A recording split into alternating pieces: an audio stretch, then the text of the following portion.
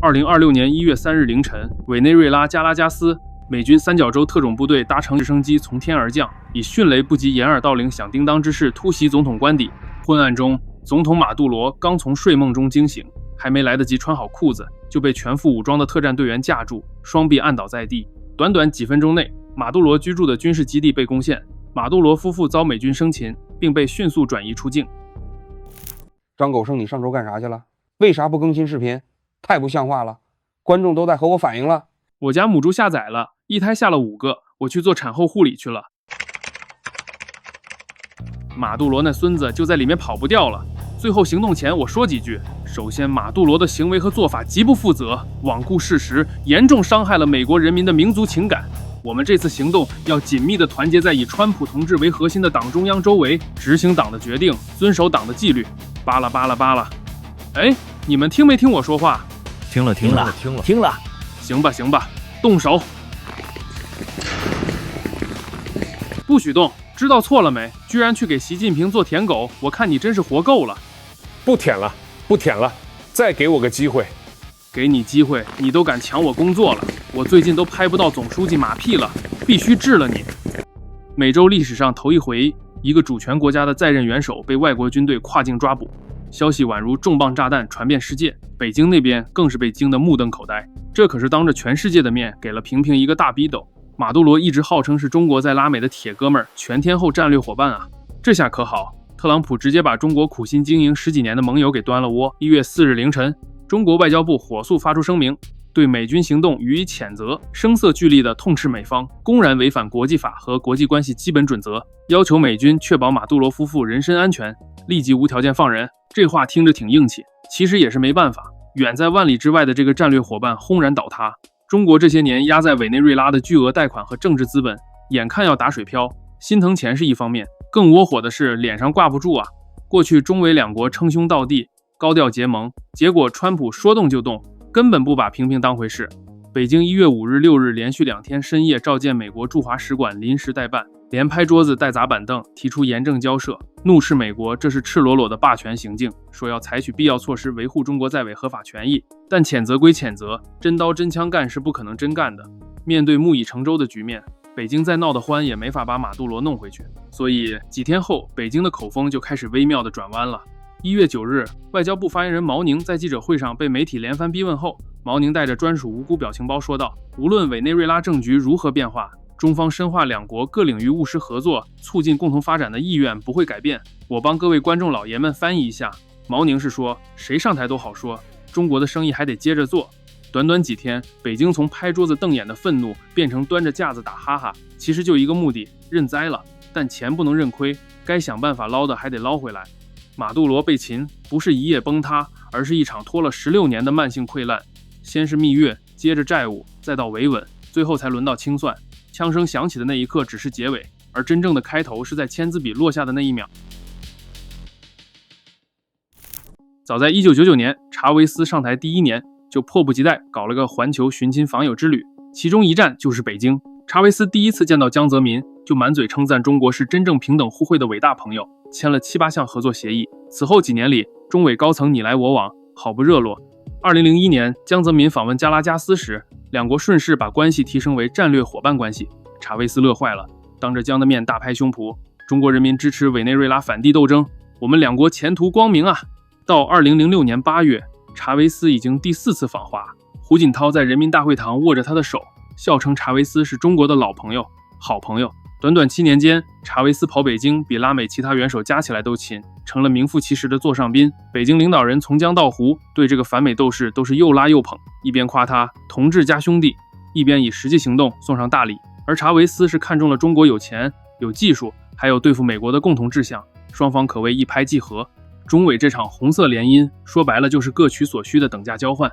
委内瑞拉坐拥世界最大已探明石油储量，正发愁怎么把黑油变现。中国外汇储备爆棚，世界工厂饥渴难耐地四处找能源。查韦斯跟美国交恶，迫切想摆脱对美国石油市场和西方金融的依赖，正好引入中国这个新欢来提供资金、技术，好让自己腾出手来跟美帝掰手腕。北京也盯上了委内瑞拉在拉美的地缘价值。北京一想，嘿，这是美国后院啊，拉一个反美急先锋入伙，不失为在西半球插旗子的好机会。于是两边一拍即合，一个要钱和援助摆脱美国，一个要油和地盘扩张影响力。2007年，中美双方签署了11项合作协议，其中分量最重的就是建立中美共同发展基金。根据协议，中国国家开发银行先拿出40亿美元真金白银，委内瑞拉国家发展银行配20亿美元，合计首期60亿美元，成立这个联合基金给委内瑞拉搞发展。简单说，这基金本质上就是石油抵押贷款，中方提供巨额贷款，委内瑞拉则用未来若干年的原油供应做抵押还款，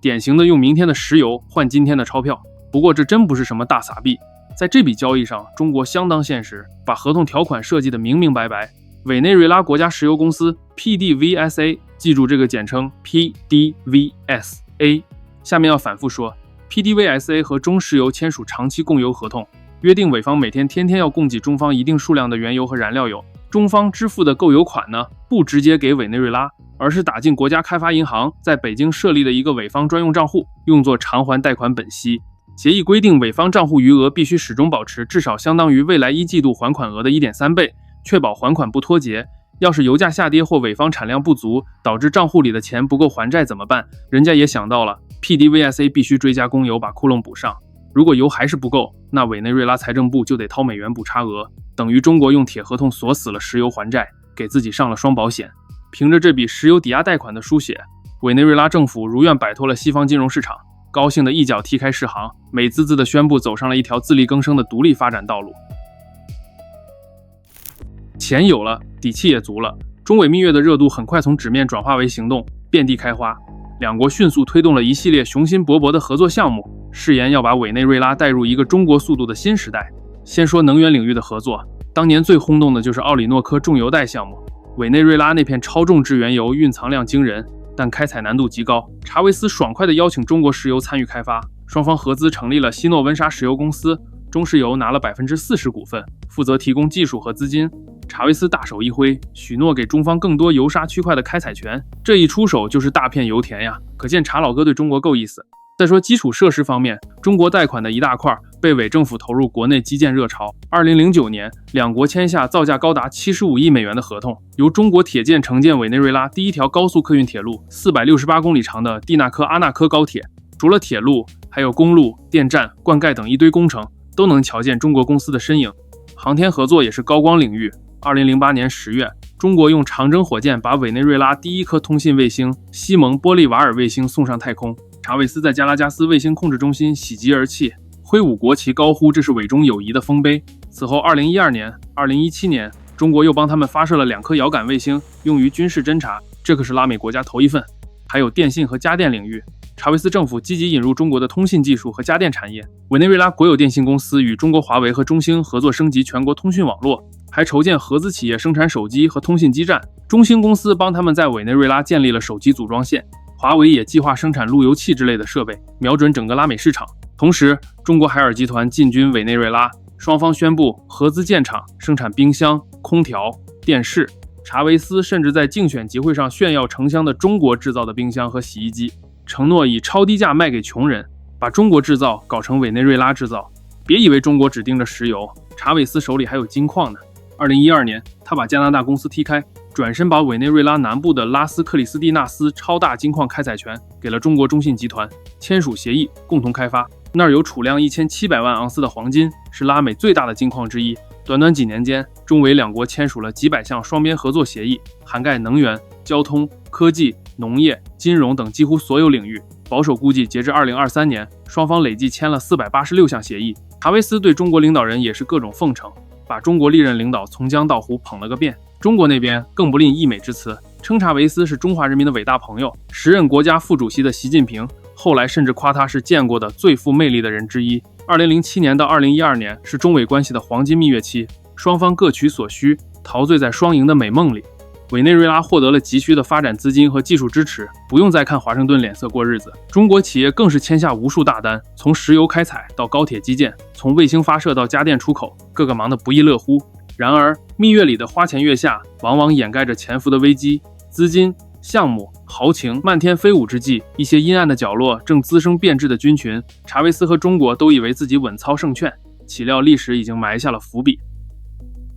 感谢大家支持我成为总统，今天起，我一定带领委内瑞拉走向全面小康的生活。Venceremos， 这才是你说的真正的总统继承仪式吗？是的，尊敬的查韦斯先生，这是每届委内瑞拉总统任职前必须经历的仪式。刚刚那些都是给外人看的，这才是我们委内瑞拉发展的最核心的秘密。好吧，那就来吧。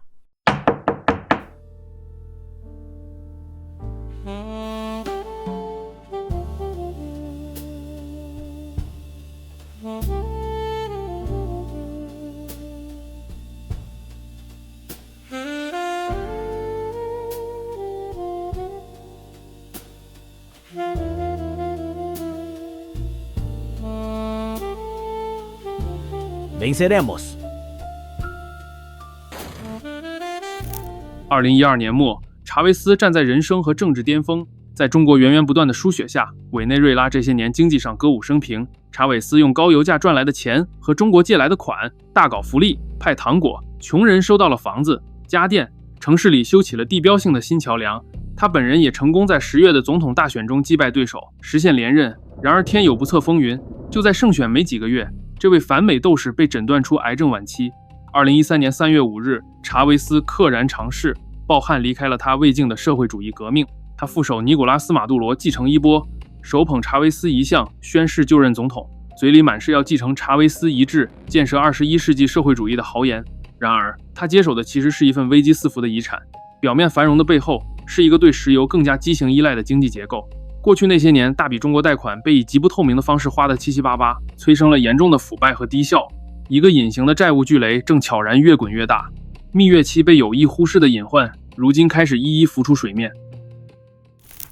查韦斯时代中委共同发展基金的资金运作，从一开始就是个黑箱。按理说，中国的贷款应该专项用于双方商定的基础设施和工业项目，但委内瑞拉方面在谈判时就挖空心思，给自己预留了很大的自由裁量空间。双方约定，由委内瑞拉经济社会发展银行负责统筹联合基金的资金，可这些钱不受委内瑞拉国会的严格监督审计。中国贷给委内瑞拉的钱，相当于进了伪政府的小金库，外人很难知道具体怎么花的。据后来多方调查，委内瑞拉高层利用中委基金建立了一套体制，让石油销售收入绕开正常预算流程，打着国家发展项目的旗号随意支配。委内瑞拉前财政部长罗德里戈·卡贝萨斯后来披露，政府高官都通过这支基金搞项目，然后自己从中渔利。审批项目时基本不做严格的技术和可行性论证，只要领导一句话，钱就哗哗拨下去。至于项目最后成不成，那是以后的事。10几年来，联合基金投入巨大，但大量项目最终沦为烂尾工程。让我们把时钟拨回2010年，把镜头推向委内瑞拉东部那片闷热荒凉的达尔塔阿马克罗三角洲，那是查韦斯时代的狂热巅峰。委内瑞拉政府指着这片连路都没有的沼泽地宣布，我们要在这里创造奇迹，代号大米力量，目标是将这片荒原变成南美洲的粮仓。为此，中委联合基金慷慨地划出了数亿美元。中国国企中公国际带着救世主的光环进场了，合同金额高达2亿美元，承诺不仅要开垦良田，还要建立世界级的加工厂和实验室。起初场面确实宏大，巨大的货轮运来了崭新的重型拖拉机、联合收割机，还有全套的实验室设备。钢筋混凝土的巨型桶仓在丛林中拔地而起，仿佛外星文明降临蛮荒之地。但紧接着，魔幻现实主义的一幕发生了。当路透社的记者几年后终于跨过重重关卡抵达现场时，他们看到的不是金色的道浪，而是一座现代工业的坟场。那些昂贵的进口农机，很多连包装膜都没撕，就这样整齐地停在荒草里，任由热带雨林的湿气将它们锈蚀成废铁。那座宏伟的稻米加工厂确实建起来了，却从来没碾出过一粒米。原因是这个地区根本没有通工业用电，而整个工厂设计的却是全电动流水线。这就好比在撒哈拉沙漠中心建了一座豪华水电站。为什么这群世界顶级的工程师会犯如此低级的错误？难道他们不知道机器需要电，种地需要路吗？答案在几年后的安道尔法院档案里被揭晓了。这根本不是一个关于种地的项目，而是一个关于分钱的局。根据调查，中公国际在承接项目的同时，通过复杂的离岸公司网络，向委内瑞拉高官支付了超过1亿美元的咨询费，也就是回扣。真相大白，对于这场交易的双方来说，大米长不长出来根本不重要，机器能不能转也不重要，重要的是合同签了，款项拨了，回扣到账了。如今那片沼泽地里只剩下被藤蔓缠绕的生锈桶仓，成了当地蝙蝠的栖息地，而那些曾经承诺给委内瑞拉人民的救命粮，最终变成了一串串流向海外秘密账户的数字。再看那个轰动一时的蒂纳科阿纳科高铁，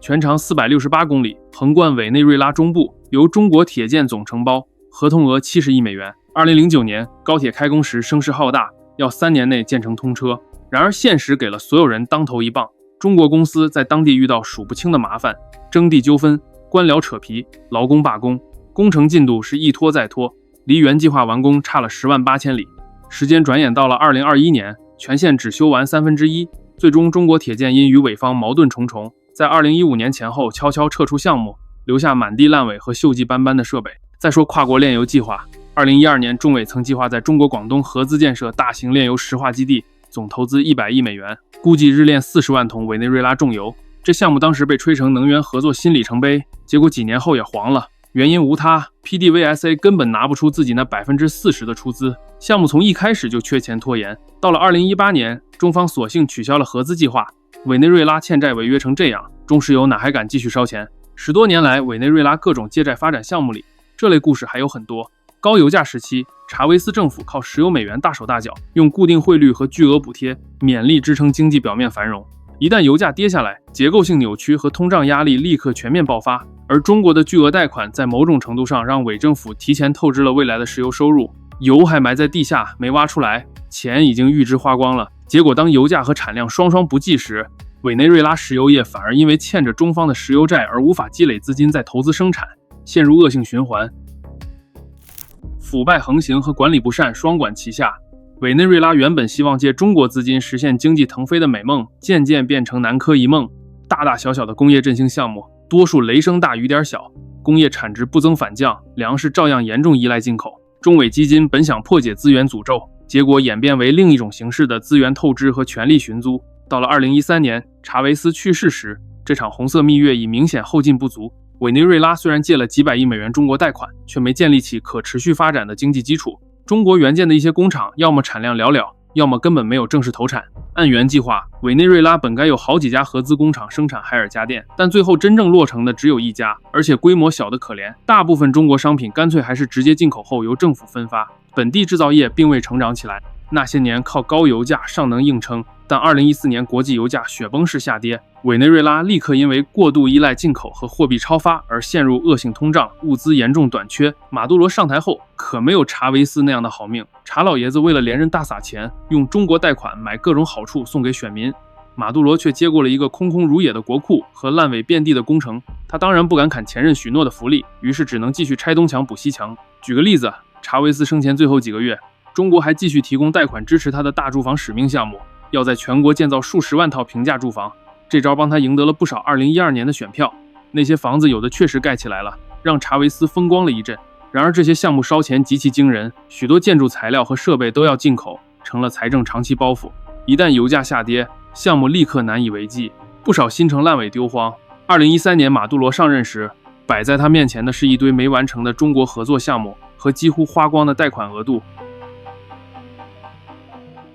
2014年之后，全球油价一路暴跌，直接把委内瑞拉经济推下深渊。多年积累的结构性问题，在油价崩盘的催化下全面爆发。恶性通货膨胀让玻利瓦尔纸币成了废纸，食品和医药极度短缺，电力供应频频中断，社会陷入半崩溃状态。作为查韦斯革命的继承人，马杜罗内忧外患，腹背受敌，执政合法性摇摇欲坠。他为了稳住政权，对内一面高压镇压反对声音，一面咬牙死撑，给铁杆支持者发放仅剩的一点福利；对外则把目光再次投向远方的中国，指望老朋友能再拉他一把。然而，北京此刻也在打自己的小算盘，不救吧，先前几百亿美元血本无归；救吧，又像往无底洞里倒钱。这场中委之间围绕债务的博弈，与一场政权保卫战，便在风雨飘摇中登台上演。油价暴跌对委内瑞拉经济是毁灭性打击。马杜罗执政不到2年，就眼看国家财政枯竭，外汇储备耗尽，委内瑞拉此时还背着巨额外债。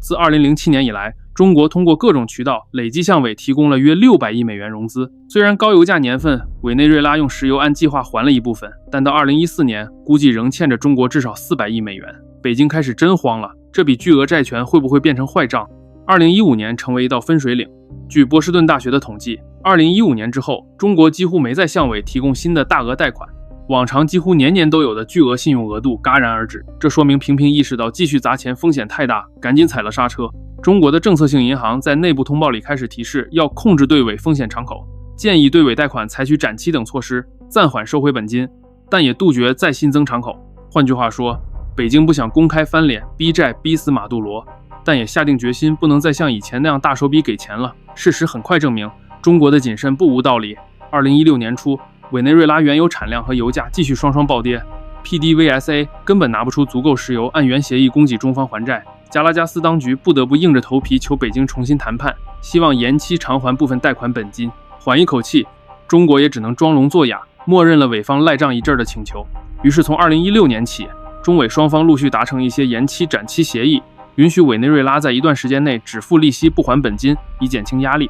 2016年，中方同意将部分贷款还款期限延长若干年，暂时不要求 PDVSA 额外供油偿还。2018年又针对另一部分债务批准延长宽限期。中国心想，真要现在逼债逼急了，马杜罗政权立马垮台，万一反对派上台耍无赖不认账，那咱才真是鸡飞蛋打，还不如目前网开一面，先稳住你，好歹还能慢慢讨点回来。除了延期，北京也尝试通过债转股等方式降低风险。2016年到2017年间，双方一度探讨 PDVSA 可以用油田项目更大的股权来抵债，比如奥里诺科重油带的中委合资企业里，中方持股从 40% 增至过半，或者委方额外给中国更多原油销售权，用这些实物资产冲抵部分债务。到了2020年前后，经过几轮延期和调整，委内瑞拉欠中国的钱其实已经比峰值少了很多。路透社援引分析师的话说，到2023年，委内瑞拉对华净债务也许降至100亿美元左右。当然，这意味着当初中国指望从高息和长期石油收益中大赚一笔的梦基本破灭，后续能拿回本金就谢天谢地了。不过再怎么样也比咱 A 股强。2016年，委内瑞拉经济濒临崩溃时，焦头烂额的马杜罗曾亲赴北京见习近平，在中南海里一个劲儿求援，但最后只拿到一些象征性的小恩小惠，没有新的大额资金。这无疑反映了北京当时的冷静和务实。锦上添花可以，雪中送炭免谈，救急可以，救穷不行。中国在维护自身利益和维持友好关系之间开始小心翼翼地找平衡，这种克制既避免自己陷得更深，也多少保住了马杜罗的一口气。尊敬的马杜罗先生，我们货币又贬值了，那群刁民已经开始闹事儿了，再不想办法，我们可能就要……放心，我前几天又给习总书记打了好几个电话，我连美国偷偷挖我墙角的事儿都告诉他了。总书记说了，这次肯定帮我，让我放心，估计终于要给我钱了吧。对了，前几天从中国那边发来了个顺丰特快，今天刚到，我给您放桌子上了，您看一下，估计就是借款合同吧。这是啥呀？你先出去吧，我研究研究。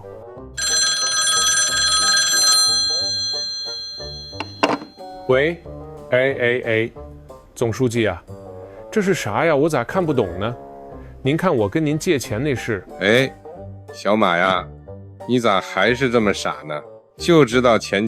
的，你给他们那些刁民钱有什么用吗？你还记得我经常和你说的那句话吗？啥呀？如果解决不了问题，那就解决提出问题的人。对喽，我明白了，感谢总书记提点。在债务上收紧银根，不代表中国就完全撒手不管马杜罗。相反，北京选择了另一种支援方式，帮助马杜罗加强情报监控和国内维稳能力，以保住政权稳定。中国向委内瑞拉提供了先进的监控技术、网络审查工具，甚至防暴装备。中国俨然成了马杜罗政权的维稳技术顾问。早在查韦斯时代末期，委内瑞拉政府就对中国那套维稳秘技很感兴趣。2008年，查韦斯曾派内政部官员赴深圳考察中国的居民身份证数据库系统，中方详细演示了如何通过内嵌芯片的身份证，把公民各类信息纳入中央数据库，实现对社会的精细化管理。委内瑞拉一名科技顾问安东尼达奎恩后来回忆说，我们在中国看到的东西改变了一切，他们用芯片身份证建立了一个系统，可以追踪公民的所有行为。查韦斯对此眼前一亮，这是宝啊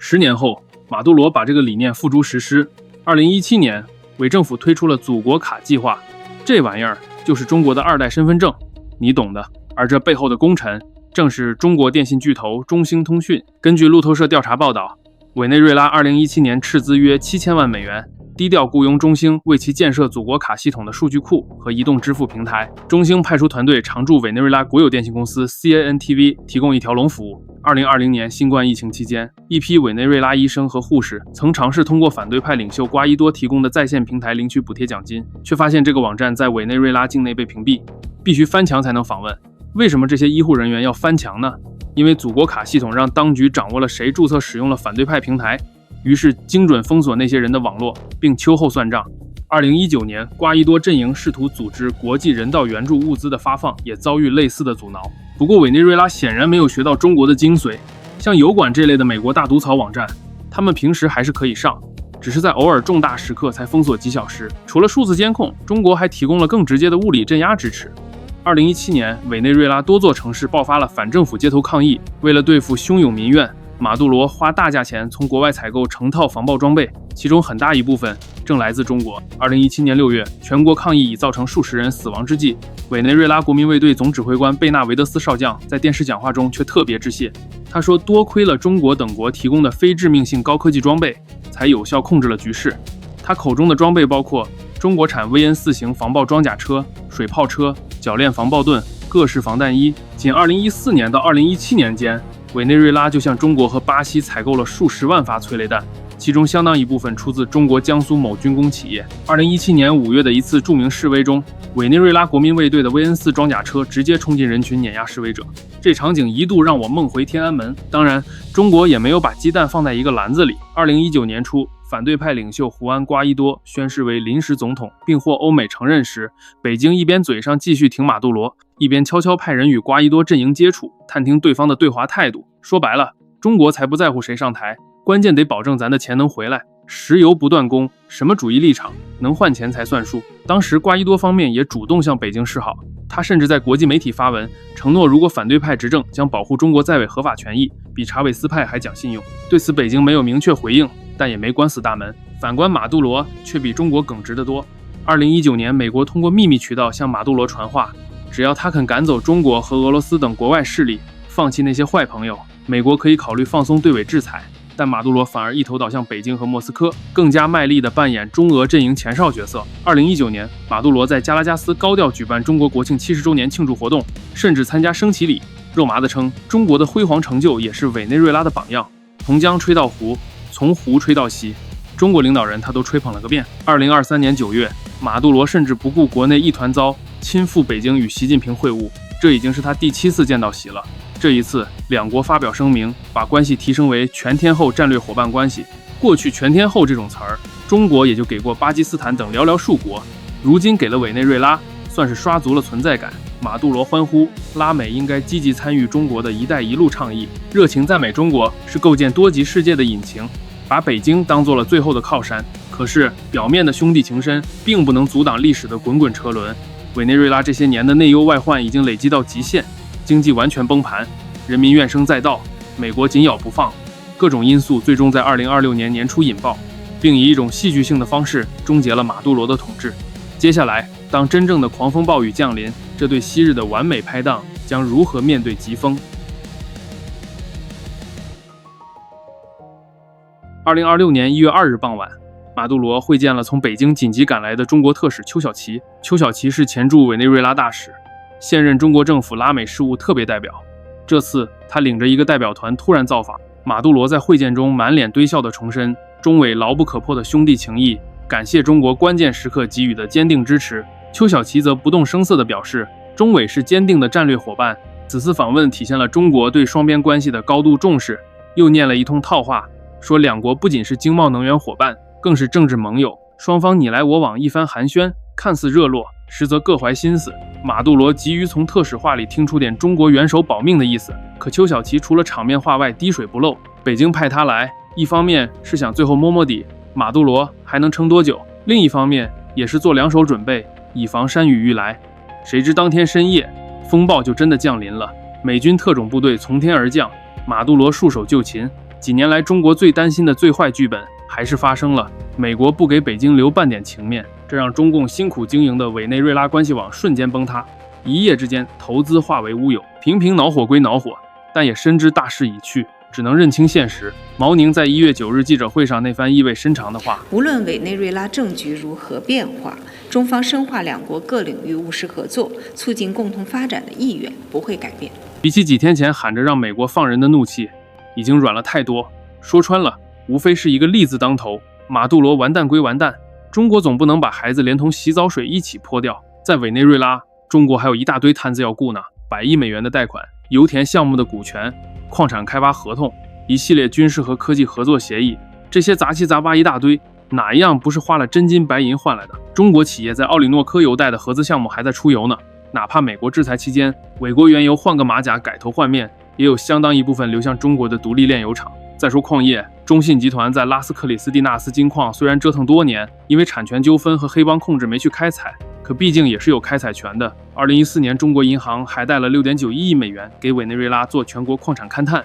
为的就是将来多分一杯羹。这些可都是中国念念不忘的长远利益，断然不肯轻易放弃。时间拉回16年前，查韦斯和中国领导人在酒桌上把酒言欢，畅想南南合作的美好未来，把反美革命与中国特色发展模式激情嫁接，铺就了一条貌似绚丽的红地毯。可是16年后的今天，红毯褪色，满地鸡毛。北京通过对委合作，多年间石油源源不断运回国内。高峰时期，中国每天从委进口原油40万桶。中国企业拿下了委内瑞拉丰富资源的开采权，卖出了成堆的铁路设备、高科技产品和消费品。中国借委内瑞拉这个跳板，在拉美大秀存在感。但当发现苗头不对时，中国展现了冷酷的理性，及时踩了刹车，没让同志情谊拖累自己太深，该抽身时还是果断抽身，利益才是硬道理。而委内瑞拉无疑是这场豪赌的最大输家，10多年来借的600多亿美元中国贷款，几乎全拿石油还给中国了。庞大的债务像锁链一样拖垮了经济，换来的却不是繁荣，而是一地断壁残垣。中国帮着建的铁路没有通车，那颗通信卫星卫星1号在2020年就因故障和燃料耗尽变成了太空垃圾，合资工厂多数停摆，土地撂荒，本国工业依旧凋敝，反倒因为长期依赖外债和石油抵押，委内瑞拉错失了经济改革的良机，腐败愈演愈烈，最终酿成史上罕见的人道灾难。近5年来，有数百万人逃离家园，成为难民，国内生产几乎停滞，货币玻利瓦尔沦为笑柄，街头甚至按斤卖钞票。这样的结局，查韦斯当年做梦也想不到吧？硝烟散尽的加拉加斯迎来了动荡后的第一个黎明。革命广场一角矗立着一幅褪色斑驳的巨型查韦斯画像，上面写着他生前爱说的一句口号 Venceremos。曾几何时，这句话振奋人心，如今路过的行人只是冷冷瞥一眼，无人驻足。在不远处一面剥落的墙壁上，新近喷涂的标语触目惊心，毁了我们的不是洋人，是贪官和骗子，见鬼去吧！什么社会主义，什么中国援助，胜利究竟属于谁？中国或者美国？但肯定不是委内瑞拉的人民，而责任属于谁？这个显而易见，那肯定都是美国的锅，毕竟责任都在美方嘛。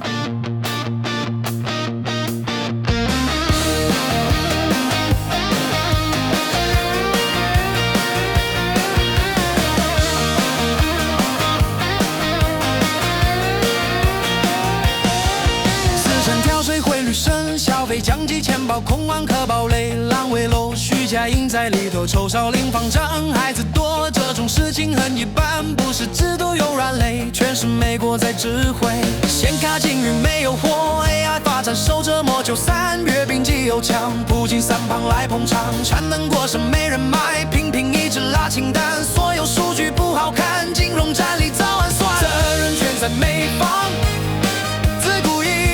这样不是我们太荒唐，责任全在美方，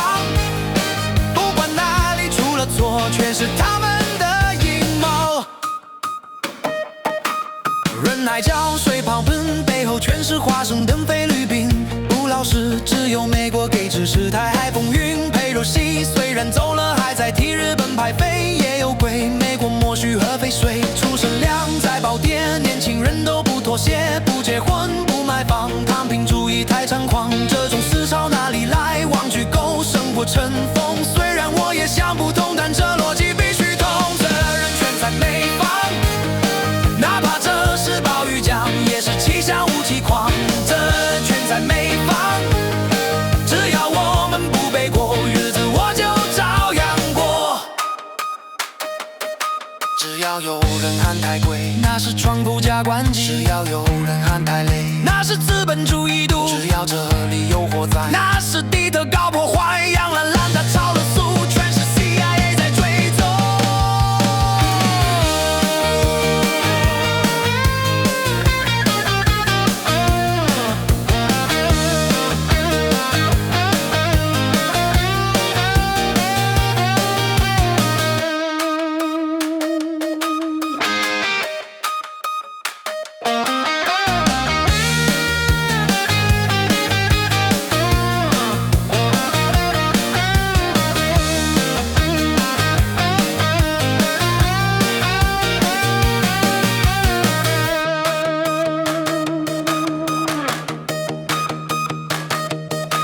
事业数不公布，慢就业要稳住，灵活就业满大街，外卖骑手也不缺，很多店铺走不出，很多老板在痛苦，很多文物挪了我，很多钞票没出个。传沙线报明线，谁和真相查不出，这些问题怎么搞，必定有人在搞鬼。不用查，不用问，不用思考，不用忍，只要咬死一句话。